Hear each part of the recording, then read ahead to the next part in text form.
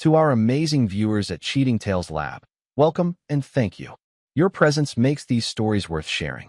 We'd love to hear, which part of the world are you joining us from? Let us know. Now, let's dive into today's story.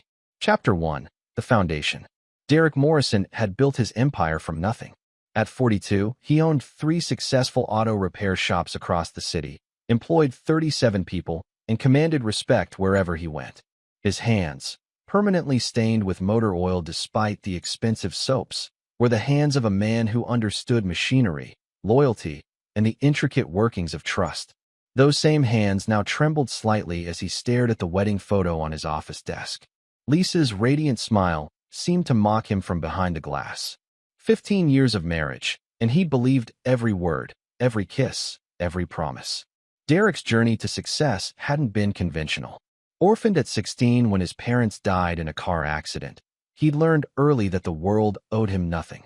He'd slept in his first auto shop for 3 months, showering at the YMCA, eating nothing but bologna sandwiches until his first major contract came through. Every scar on his knuckles told a story of 18-hour days, of building something permanent in a world that had taught him everything was temporary. When he met Lisa Brennan at a community college automotive course 12 years ago, she'd been different. While other women seemed intimidated by his intensity, his unwavering focus on building something lasting, Lisa had encouraged it. She'd bring him coffee during late nights at the shop, help with paperwork, even learn basic bookkeeping to assist with the business. "You're going to own this whole city one day," she'd whispered during those early mornings when they'd worked side by side, her presence the only softness in his steel-hardened world. They'd married after 2 years of dating, and Emma had arrived 3 years later. Derek had poured everything into being the father he'd never had, the husband he'd promised to be. He'd bought them the house on Maple Street, the one with the white picket fence Lisa had circled in real estate magazines. He'd worked 16-hour days to afford private school for Emma, family vacations to places he'd only dreamed of as a kid. But success had brought distance. As the business grew, Derek spent more time at the shops, expanding, hiring, building. Lisa had complained, gently at first, then with increasing frustration about his absence from family dinners, missed school plays, forgotten anniversaries. "You're building an empire, Derek," she'd said 6 months ago, her voice carrying an edge he'd never heard before. "But what good is an empire if you're ruling it alone?" He'd promised to cut back, to hire more managers, to be more present. But old habits died hard, and the third shop's grand opening had consumed the last 2 months of his life. Derek's phone buzzed. A text from his foreman, Bobby. "Boss, you coming in today? That transmission job is giving the boys trouble." Derek looked around his home office. Lisa had left for grocery shopping an hour ago, taking longer than usual lately. Emma was upstairs in her room, probably reading. The domestic tranquility he'd worked so hard to provide felt suddenly fragile. He grabbed his keys and headed downstairs. "Emma," he called. "Daddy's going to the shop for a couple hours. Tell Mom when she gets back." No response. Derek climbed the stairs and knocked on Emma's door. "Sweetheart, come in, Daddy." Emma sat cross-legged on her bed, surrounded by books. At 7, she was already reading at a 5th-grade level, her intelligence as sharp as her father's business acumen. She had Derek's dark eyes and Lisa's golden hair, a perfect blend of both parents. "I need to check on something at work," Derek said, sitting on the edge of her bed. "Will you tell Mom?" Emma nodded, but something flickered across her face. Fear. Derek's protective instincts, honed by years of looking out for himself, immediately sharpened. "Everything okay, Princess?" "Daddy," Emma said quietly, "do you love Mommy?" The question hit Derek like a punch to the solar plexus. "Of course I do. Why would you ask that?" Emma's eyes filled with tears. "Sometimes people leave. Like what happened to you when you were little." Derek pulled her into his arms, his heart breaking. He'd told Emma about his parents' death, wanting her to understand why family was so important to him, why he worked so hard to keep them safe and secure. "Hey," he whispered, stroking her hair. "I'm never leaving you. Ever. And Mommy and I love each other very much. We're a family, Emma. Forever." But as he held his daughter, Derek noticed something that would haunt him for weeks to come. On Emma's nightstand, barely visible beneath a children's book, was a piece of paper with handwriting he didn't recognize. Male handwriting. And at the bottom, he could make out 2 words, "Love, Trevor." Derek's blood chilled. Who the hell was Trevor? Chapter 2. The Discovery. Derek Morrison wasn't a man who jumped to conclusions. 15 years in business had taught him to gather facts before making decisions.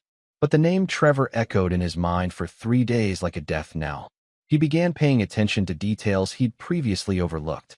Lisa's phone, once carelessly left on counters, now stayed glued to her side. She'd started wearing perfume to the grocery store. New clothes appeared in her closet. Clothes she claimed were old things she'd found in the back. On Thursday evening, Derek decided to test his suspicions. "I got tickets to that new action movie," he announced during dinner. "The one you've been wanting to see." Lisa barely looked up from her salad. "Oh, I can't this weekend. I promised Jennifer I'd help her with the charity auction planning." Jennifer, Lisa's supposed best friend from the PDA. Derek made a mental note to call Jennifer's husband. "What about next weekend?" Derek pressed. "Maybe. I'll have to check my schedule." Schedule. When had Lisa needed a schedule for anything beyond Emma's school events? That night, after Lisa fell asleep, Derek carefully extracted her phone from the nightstand. His hands moved with the same precision they used to diagnose engine problems, systematically working through her security. Lisa had changed her passcode, something she'd never done in their entire marriage.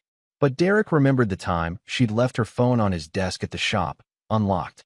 He'd seen her enter the code, Emma's birthday. He tried it. Nothing. He tried their anniversary. Nothing. Finally, he tried his own birthday, the one date Lisa had never forgotten, even during their worst fights. The phone unlocked. What Derek found made his blood run cold. Months of text messages, photos, plans, an entire secret life laid out in digital evidence that would have made any prosecutor weep with joy. Trevor Hayes, 35 years old, a pharmaceutical sales rep who traveled through their city every few weeks. The messages dated back 8 months, starting innocent enough. Compliments on Lisa's volunteer work at the hospital fundraiser where they'd apparently met. But they'd escalated quickly. "Can't stop thinking about yesterday afternoon." Trevor had written 3 weeks ago. Lisa's response: "Derek's working late again. Emma's at soccer practice until 6. Derek scrolled through what felt like hundreds of messages, each one a knife twist in his gut. They'd met in hotel rooms. In Trevor's car. Once, Derek realized with growing fury, in his own house, in his own bed, while he'd been at the shop dealing with the emergency repair. The final messages, from yesterday, made Derek's hands clench into fists. "Trevor, when are you going to tell him?" "Lisa, soon. I can't keep living this lie. Emma's starting to notice." "Trevor, my divorce will be final next month. We can start fresh. New city, new life." "Lisa, I know. I love you too. Just need to figure out the best way to handle Derek. He's not going to make this easy." "Trevor, let me worry about Derek. Guys like him are all bark, no bite." Derek stared at that last message until the words burned into his retinas. All bark, no bite. Trevor Hayes had no idea who he was dealing with. Derek screenshotted every message, every photo, every piece of evidence. Then he carefully placed the phone back exactly where he'd found it and lay in the darkness, his mind racing. He thought about Emma's question, "Do you love Mommy?" His daughter had known. Somehow, she'd sensed the fractures in their family before he had. Derek had survived abandonment before.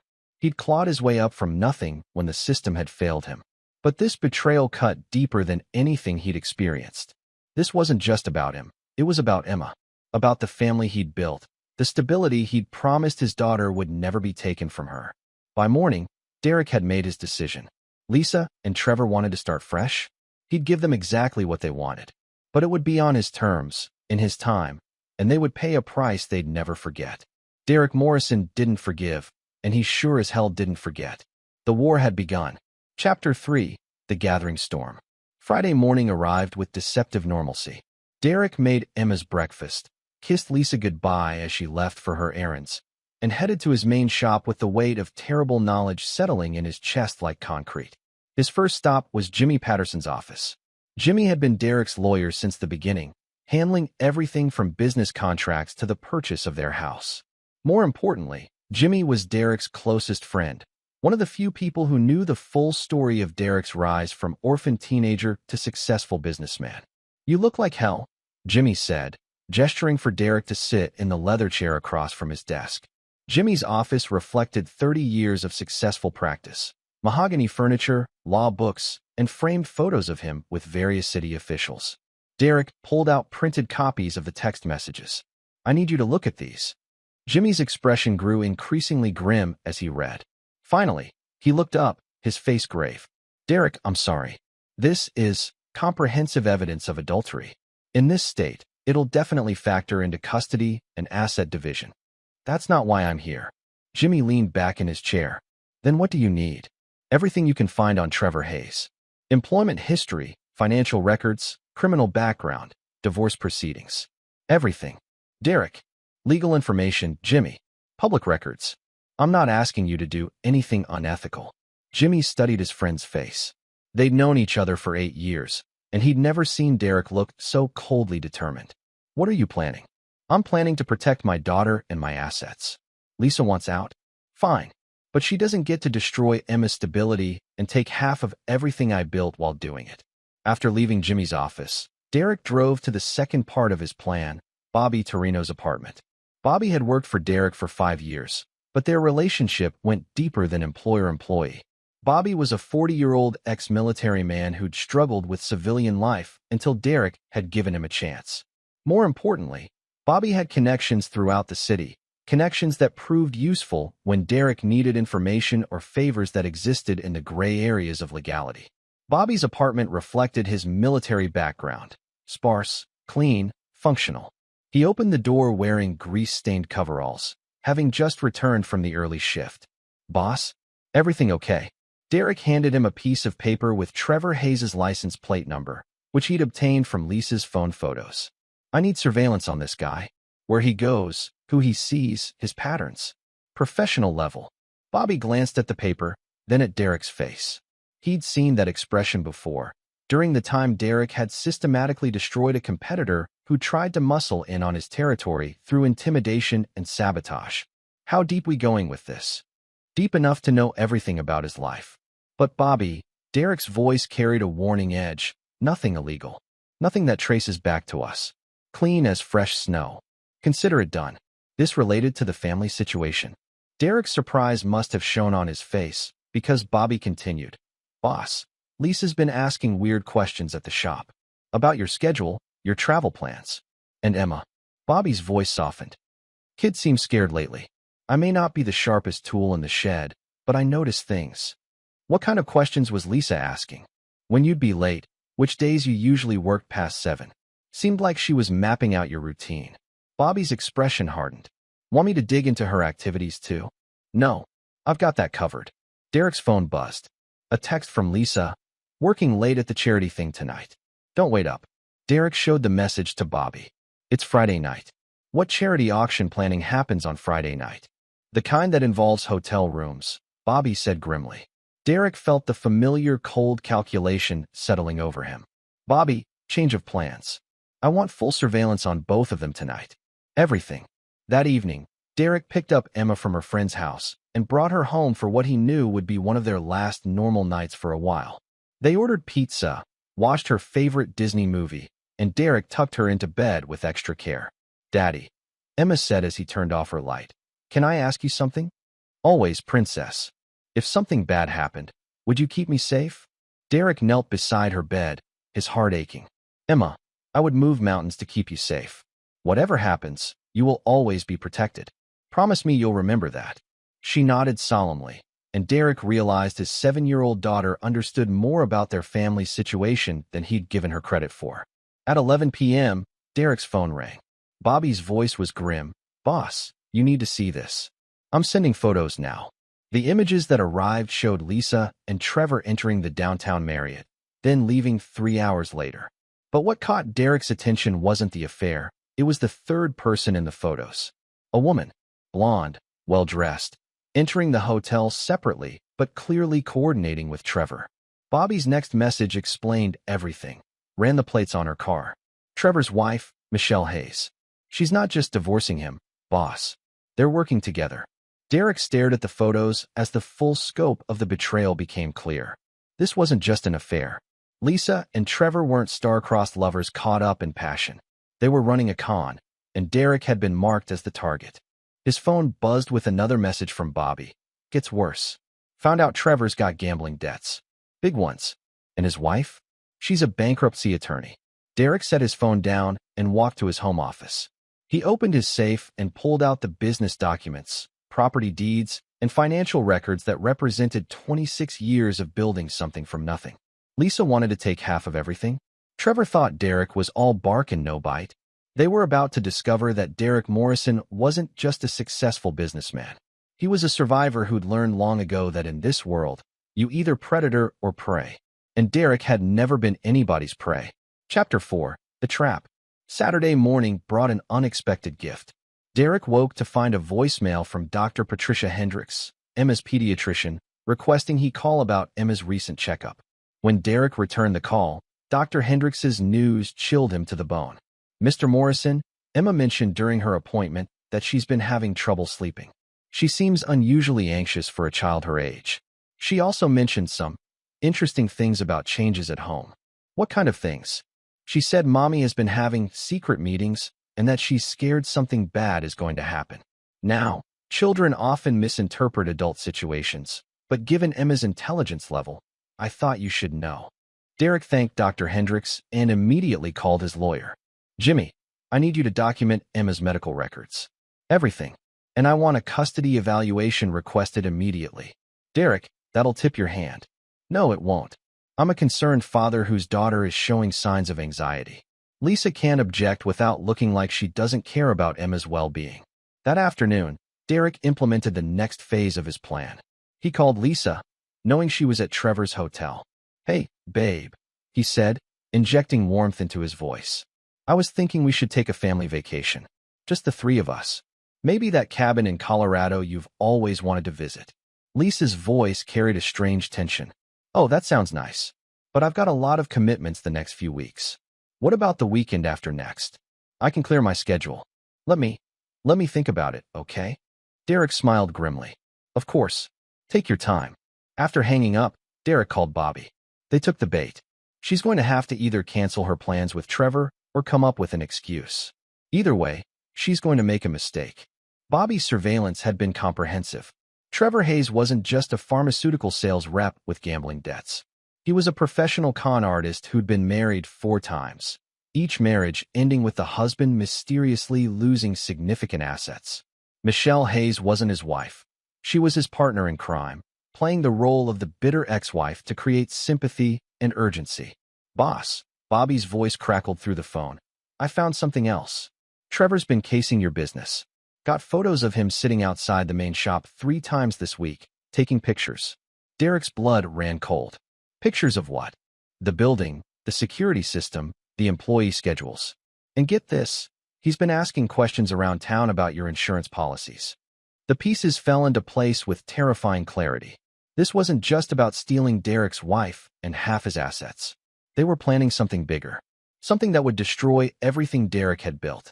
Derek spent Sunday implementing security measures. He installed new cameras at all 3 shops, changed the alarm codes, and instructed Bobby to vary the employees' schedules. He also made a visit to his insurance agent, ostensibly to increase coverage, but really to document any suspicious inquiries about his policies. Monday morning brought vindication.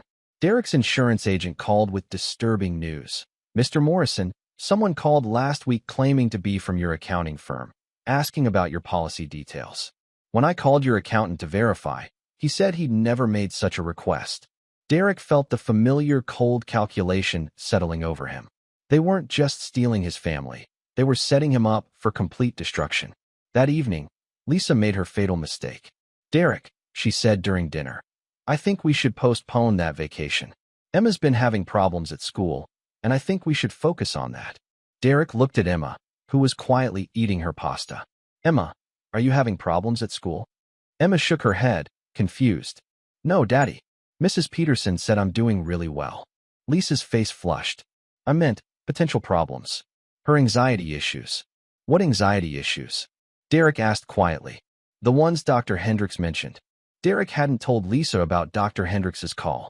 There was only one way she could have known about it. She'd been monitoring his phone calls, probably through some app Trevor had helped her install.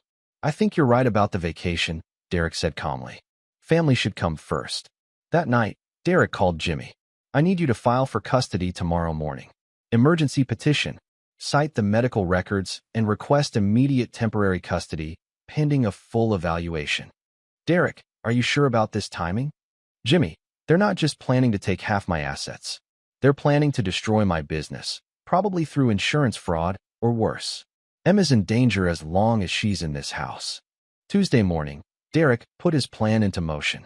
He arrived at the courthouse early, filing the custody petition and providing evidence of Emma's anxiety, Lisa's suspicious behavior, and his concerns for his daughter's safety. Meanwhile, Bobby was executing surveillance protocol, tracking both Lisa and Trevor's movements throughout the day. At 3 p.m., Derek received the call he'd been waiting for. Boss, Bobby's voice was urgent. They're moving faster than we thought. Trevor just met with 2 guys I recognize from my army days. Bad news guys. The kind who do demolition work for people who can't use legitimate contractors. Derek's hands gripped the steering wheel of his truck. Where's Emma? Still at school? But Lisa just called the school to say she's picking Emma up early for a family emergency. Derek floored the accelerator toward Emma's school, his mind racing.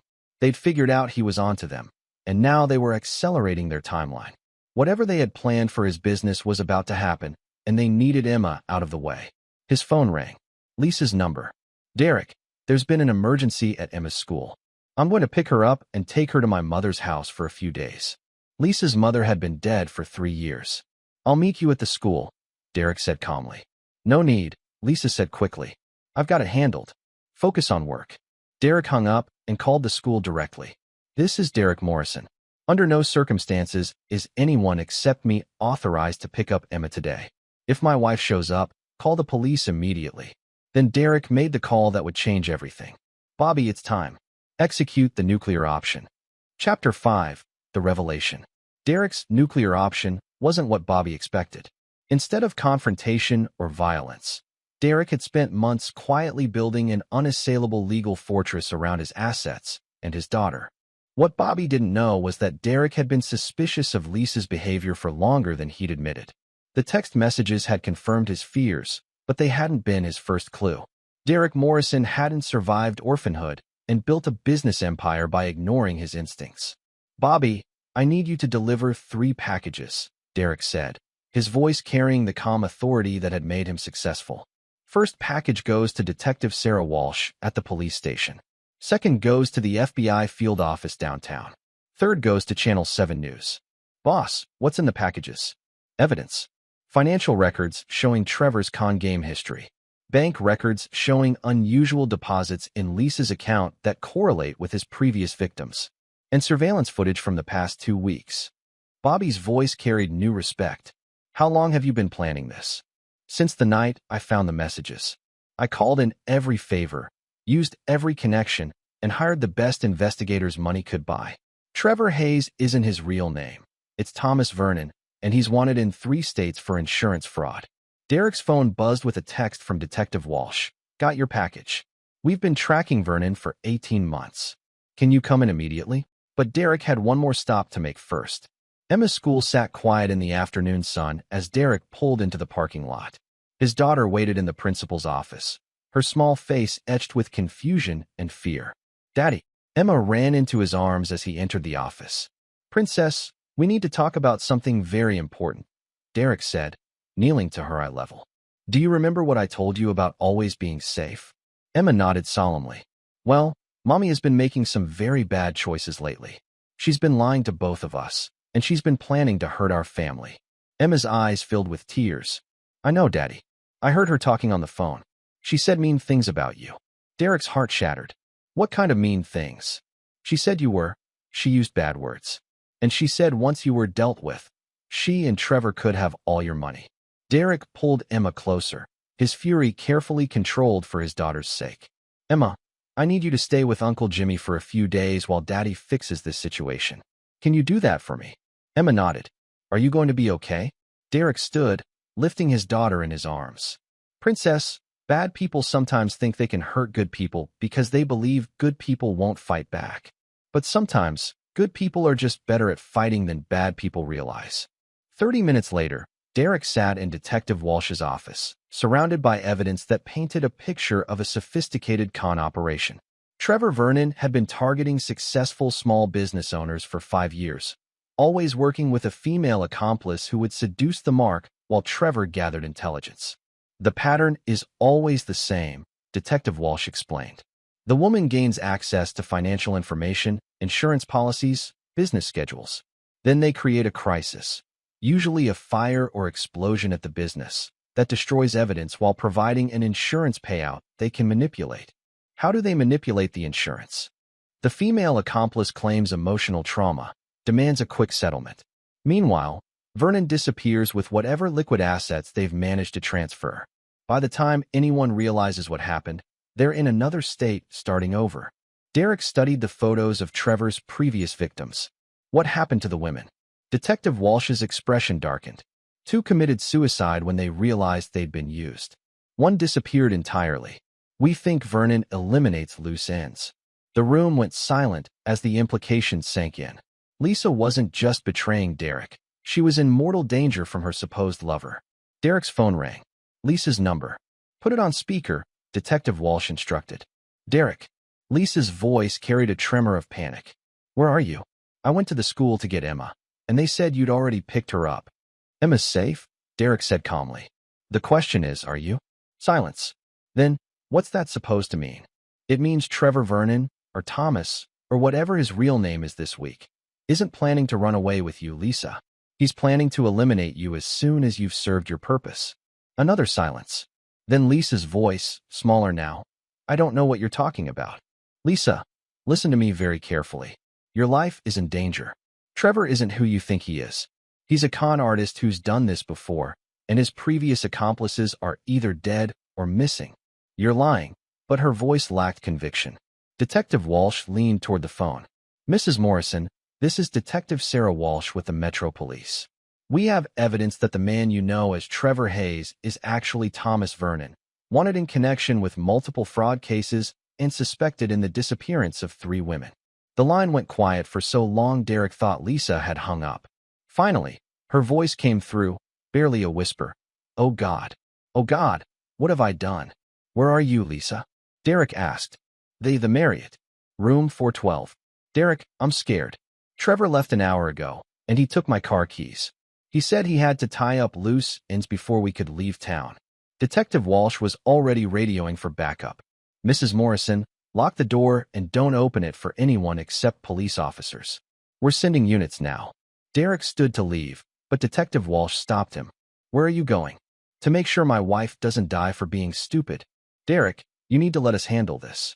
Derek turned, his eyes carrying the cold determination that had built his empire from nothing.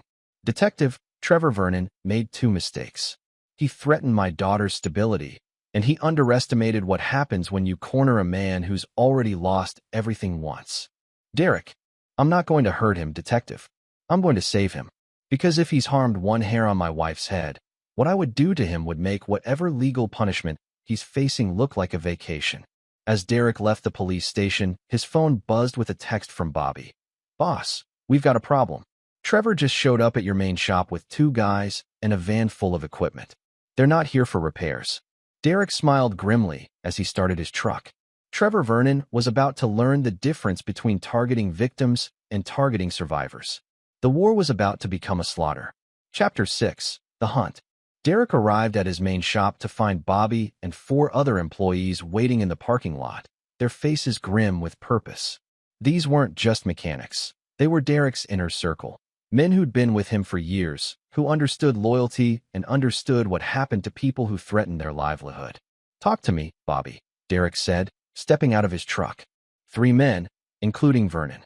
They cut the locks on the back entrance about 20 minutes ago. I called the boys together before calling you. Figured you'd want to handle this personally. Derek looked at the building that represented everything he'd built.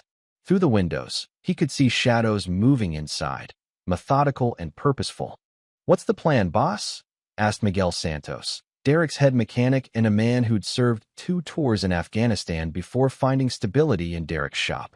Derek pulled out his phone and called Detective Walsh. Detective, Trevor Vernon is currently breaking into my business with 2 accomplices.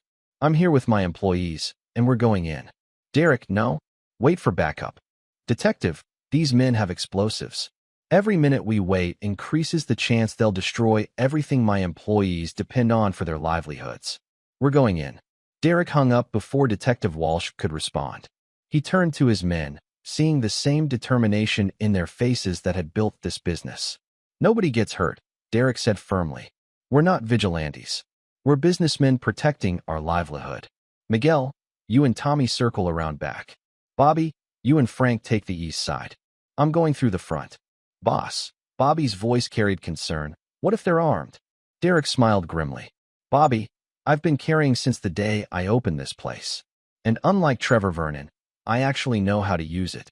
Derek approached the front entrance of his shop with the calm focus that had carried him through every crisis in his life. The building he'd bought 8 years ago had been a wreck, requiring complete renovation.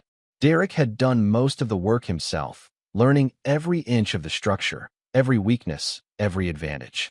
He unlocked the front door silently and stepped into the lobby. Voices carried from the main work bay, urgent and frustrated. The safe's not where the plans showed. A voice Derek didn't recognize was saying. Plans change, Trevor's voice responded. Find the financial records. The insurance policies. Everything. Derek moved through his own building like a ghost, using the knowledge of every creak in the floorboards, every blind spot in the layout. He reached the office overlooking the main bay and peered through the window. Trevor Vernon and 2 men in coveralls were systematically ransacking the work bay, looking for something specific. One man held what appeared to be an explosive device, small but sophisticated. Derek's phone vibrated with a text from Bobby. In position. Waiting for your signal. Derek typed back. On my count. 3, 2, 1. Derek flipped on the main work bay lights and stepped into view. Gentlemen, I believe you're looking for me. Trevor spun around, his face shifting through surprise, fear, and finally settling on desperate bravado. Derek, you're supposed to be at the police station. Was at the police station, Derek said conversationally, walking down the stairs to the main floor. Interesting conversation with Detective Walsh about your real name, your real history, and what happened to your previous partners. One of Trevor's accomplices reached for something in his jacket, but froze when Bobby and Frank appeared from the east entrance, followed immediately by Miguel and Tommy from the rear. Guns on the ground, Miguel said calmly, his military training evident in his stance and voice. Hands where we can see them. But Derek's attention was focused entirely on Trevor. You know what's funny, Thomas Vernon? You spent months studying me, learning my patterns, my weaknesses. But you missed the most important thing about me. What's that? Trevor asked, his voice shaky. I'm not a victim. I never have been, and I never will be. Derek's phone rang. Detective Walsh. Derek, are you? Everything's under control, Detective. 3 suspects in custody. Bomb Squad will want to look at an explosive device they brought with them. Bomb Squad is already en route. Derek, about your wife. Derek's blood chilled. What about her? She's safe. But we found something in her hotel room. Documents, financial records, insurance policies, all yours. And a life insurance policy on you that we can't account for. Derek stared at Trevor, understanding flooding through him. How long, Trevor? How long has Lisa been planning this? Trevor's face twisted with what might have been genuine emotion. You want the truth? She contacted me, Derek. 8 months ago. She found my contact information through a mutual friend, someone who'd heard about my services. Services. Making inconvenient husbands disappear. The affair was just cover. The real plan was to make you disappear permanently after you'd updated your life insurance policy. Derek felt the world shift around him. She planned to have me killed? The explosion at your business was supposed to happen with you inside. Tragic accident, grieving widow, insurance payout, and I disappear forever. Bobby moved closer to Derek, sensing his boss's emotional state. Boss, cops are here. Police sirens wailed outside as Derek processed the full scope of his wife's betrayal. Not just adultery, not just theft, attempted murder. Trevor, Derek said quietly, you said Lisa contacted you. But you also said your previous partners either committed suicide or disappeared. Did Lisa know about that? Trevor's silence was answer enough. Derek pulled out his phone and called Detective Walsh. Detective, I need to know exactly where my wife is right now. She's in protective custody. What? Because Trevor Vernon just told me she initiated this entire plan. She didn't just help him, she hired him.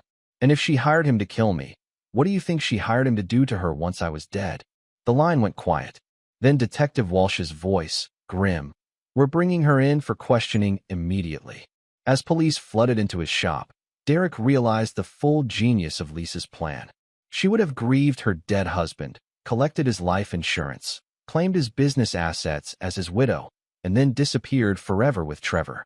Except Trevor had never planned to let her live long enough to enjoy the money. Derek's phone buzzed with a text from Jimmy. Emergency custody hearing granted. Emma's legally yours until this is resolved. Looking around his shop, the building that represented everything he'd built from nothing, Derek felt a strange sense of peace. He'd protected his daughter, saved his business, and exposed the truth. But as he watched Trevor Vernon being led away in handcuffs, Derek realized the most devastating part of this betrayal wasn't what Lisa had done to him. It was what she'd done to Emma. His 7-year-old daughter would grow up knowing her mother had tried to have her father killed. Derek Morrison had survived orphanhood, poverty, and betrayal. But he wasn't sure how to help his daughter survive this. The war was over, but the healing had only just begun. Chapter 7. The Judgment. The interrogation room at Metro Police Headquarters felt smaller than Derek expected as he sat across from Detective Walsh and FBI agent Patricia Coleman. Through the one-way glass, Derek could see into the adjacent room where Lisa sat in handcuffs, her face streaked with tears and mascara. Mr. Morrison, Agent Coleman began. We need to understand the timeline of your wife's involvement with Thomas Vernon. Derek slid a folder across the table. Everything's in there. Financial records showing payments from Lisa to Vernon dating back 10 months. Email communications between Lisa and Michelle Kramer, Vernon's real partner, discussing my business assets and insurance policies. And recordings. Detective Walsh looked up sharply. Recordings? I've been recording every conversation I've had with Lisa for the past 3 weeks, including the one where she discussed the best time to stage the explosion at my shop. Derek's phone contained hours of recorded conversations, carefully archived and backed up. His suspicions had run deeper than he'd admitted to anyone, and his preparation had been exhaustive. Agent Coleman reviewed the documents with growing amazement. Mr. Morrison, this is the most comprehensive case file we've seen in a domestic conspiracy case. You documented everything. I learned a long time ago that trust without verification is just wishful thinking. Through the glass, Derek watched Lisa being questioned by another FBI agent. Her story was falling apart under scrutiny, contradictions emerging as the agents pressed her for details. Derek, Detective Walsh leaned forward. There's something else we need to discuss. The life insurance policy on you. Lisa increased it to $2 million 6 months ago. She forged your signature on the application. Derek nodded. I know. I discovered it last week when I called to verify my coverage. That's when I knew this was bigger than just an affair. Why didn't you report it immediately? Derek's smile was cold. Because I wanted to catch everyone involved. Lisa, Vernon, Michelle Kramer, and whoever else was part of this network. If I'd reported it immediately, they would have scattered, and other families would have been targeted. Agent Coleman studied Derek with new respect. You used yourself as bait. I used myself as a trap. There's a difference. The interrogation continued for 3 hours, with Derek providing evidence that painted a picture of Lisa's transformation from unfaithful wife to would-be murderer. The timeline showed careful planning, coordination with known criminals, and premeditation that elevated the charges from conspiracy to attempted murder. Mr. Morrison, Agent Coleman said finally, your wife is going to prison for a very long time. How do you plan to explain this to your daughter? Derek stood, gathering his documents. Agent Coleman, my daughter already knows her mother betrayed our family. What she's going to learn is that actions have consequences, and that her father will always protect her from people who would hurt her, even if one of those people is her mother. Derek left the police station as the sun set over the city he'd called home for 26 years. His phone contained 17 missed calls from reporters, 12 from business associates, and 1 from Dr. Hendricks, Emma's pediatrician. He returned Dr. Hendricks' call first. Mr. Morrison, I've been following the news reports. How is Emma handling this? She's with my lawyer's family tonight. I'm picking her up in the morning. Doctor, I need to know, how do I help her through this? Dr. Hendricks' voice was gentle but firm. Derek, children are more resilient than we give them credit for. Emma's going to need honesty, stability, and the knowledge that her world is secure despite her mother's actions. The fact that you protected her throughout this will mean everything to her. Derek's next call was to Bobby. How are the shops? All secure, boss. News vans are outside the main location, but business is actually up. Turns out people respect a man who protects what's his. And the employees? Proud to work for you, Derek. Miguel's been telling everyone that they work for a man who doesn't just talk about loyalty, he proves it. Derek's final call was to Jimmy. How's Emma? She's okay, Derek. Worried about you, but okay. She asked if her mother was going to jail. What did you tell her? I told her that when people make bad choices, they have to face the consequences, and that her father made sure she would always be safe.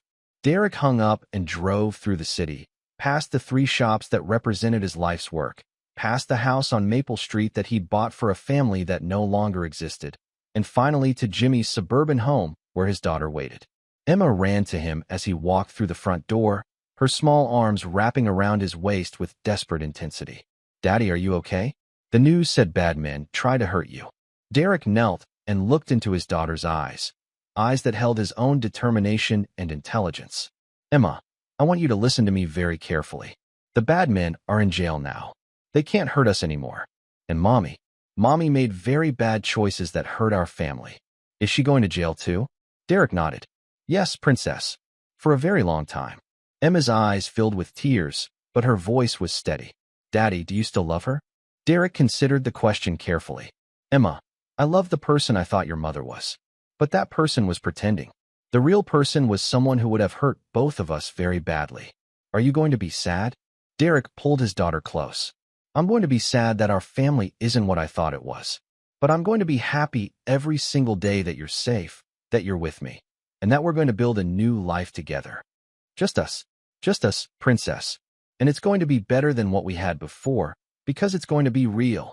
That night, Derek tucked Emma into the guest bed at Jimmy's house and sat in the living room, processing the end of his marriage and the beginning of his new life as a single father. Jimmy brought him a beer and sat down across from him. Derek, the media is calling you a hero. Local businessman exposes murder plot, saves own life. How does that feel? Derek took a long drink of his beer. Jimmy, I'm not a hero. I'm a survivor who got lucky and had good friends. What happens now? Derek looked toward the hallway where Emma slept peacefully for the first time in months. Now I raise my daughter to be stronger than both her parents combined. I run my business. I live my life. And I never, ever trust anyone enough to let them get close enough to destroy me again. Derek, not everyone is like Lisa. Derek's smile was cold and final. Jimmy, Lisa was my wife for 12 years. If I couldn't trust her, I can't trust anyone. Emma and I will be fine on our own.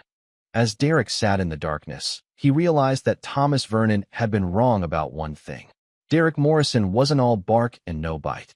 He was something much more dangerous. He was a man who'd learned that the only person you can truly trust is yourself, and the only protection that matters is the protection you build with your own hands. The war was over. Derek had won. But the victory felt hollow, because in saving his life and his daughter's future, he'd lost the last piece of his heart that believed in love, trust, and family. From now on, it would be Derek and Emma against the world. And Derek Morrison had proven he was very, very good at winning. Chapter 8. The Reckoning. 3 months after the trial, Derek Morrison sat in his office overlooking the main shop floor, reviewing financial reports that showed his business had grown by 30% since the news broke about his wife's murder plot. Clients respected a man who'd outsmarted professional killers, and word of mouth had brought in customers from 3 neighboring cities. Emma sat at the small desk Derek had installed in his office, working on her homework. At 8 years old now, she'd grown more serious, more observant, but also more confident in her father's ability to protect her from anything. Daddy, Emma said without looking up from her math worksheet. Mrs. Patterson from school asked if I miss Mommy. Derek set down his reports. This conversation had been inevitable, and he'd prepared for it. What did you tell her? I told her I missed the mommy I thought I had, but not the real mommy. Derek's heart ached at his daughter's wisdom. Emma, that's probably the smartest thing anyone could say about it. Daddy, will you ever get married again? Derek considered lying, giving Emma the hopeful answer a child might want. But their relationship was built on honesty now, and he wouldn't start lying to her. No, princess. I won't. Because you don't trust anyone? Because the only person I need to love, and who needs my love, is sitting right here doing her math homework. Emma smiled, the first truly happy smile Derek had seen from her since the ordeal began. Good. I like it being just us.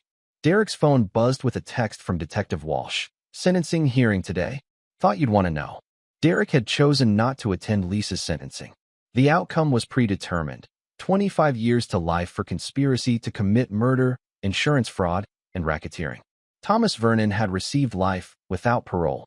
Michelle Kramer had turned state's evidence and received 15 years. But Derek had submitted a victim impact statement that he'd read to Emma before sending it to the court. Your Honor, the defendant didn't just betray my marriage or steal my assets.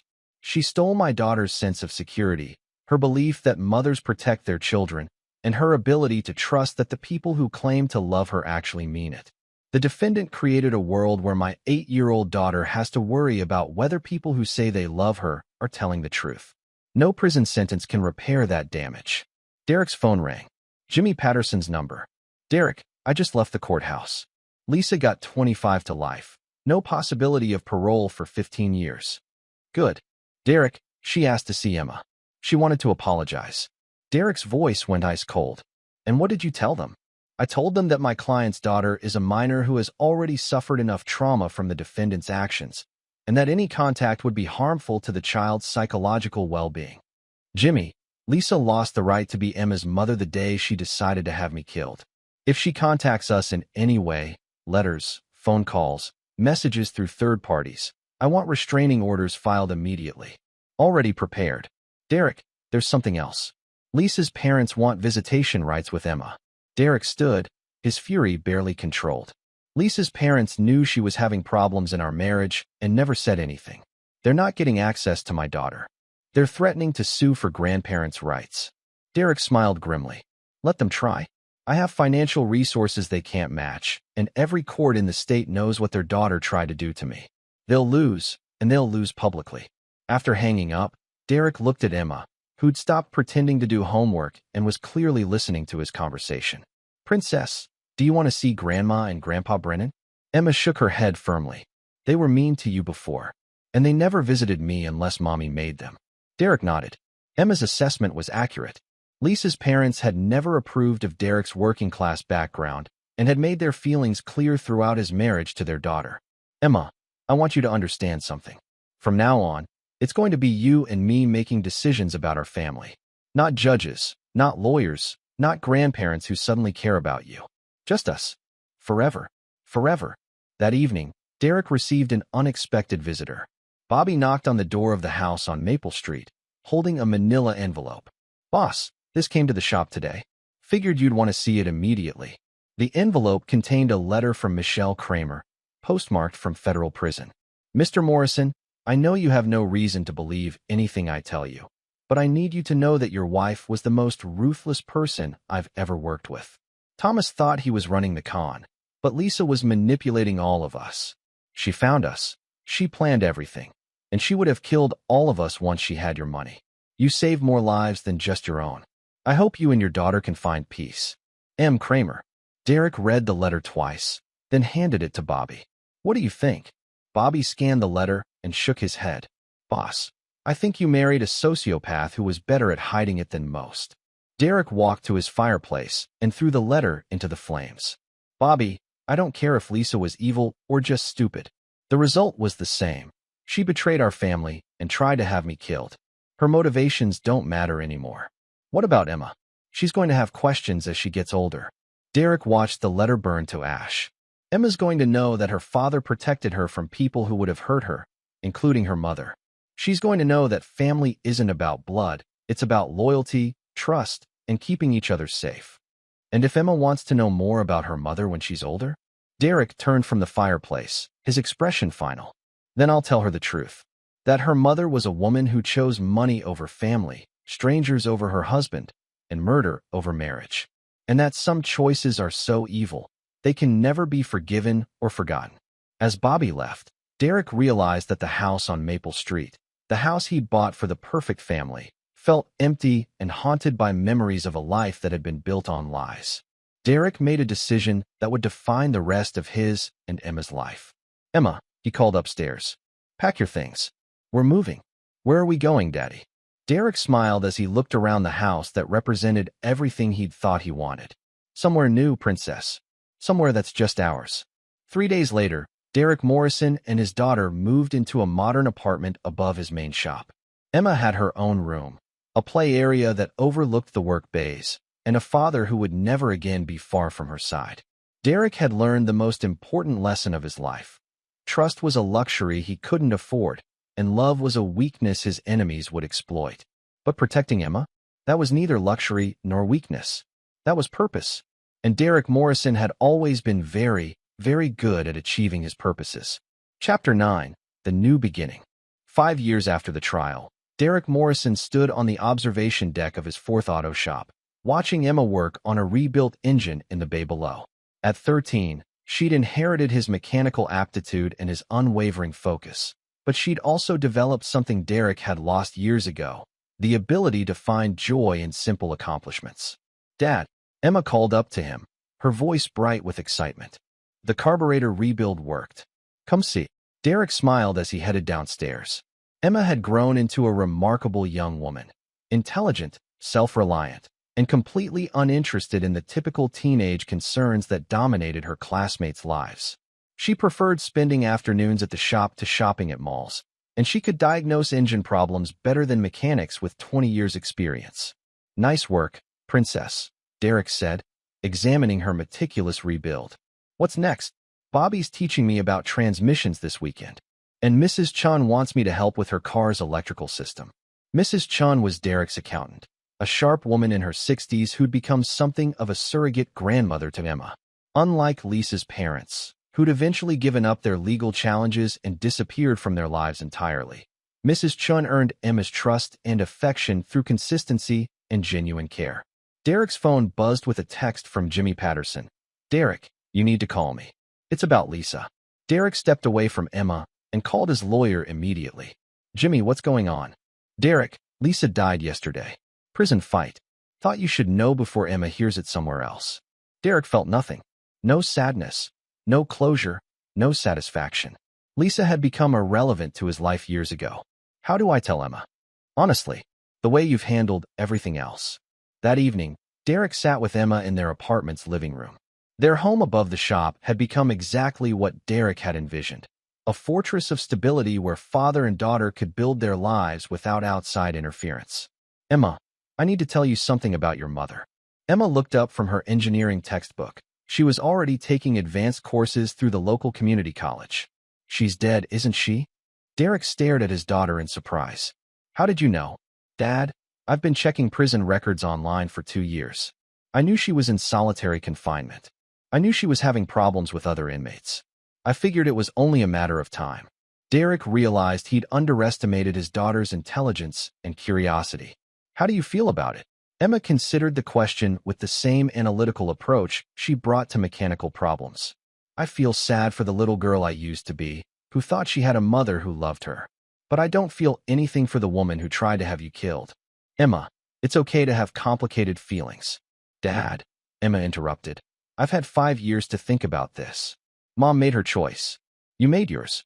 I'm glad you chose to protect me instead of protecting her feelings or trying to keep the family together like some of my friends' parents do." Derek pulled his daughter close, marveling at her wisdom and strength. "I love you, Princess. I love you too, Dad. And I'm proud that you're nothing like her."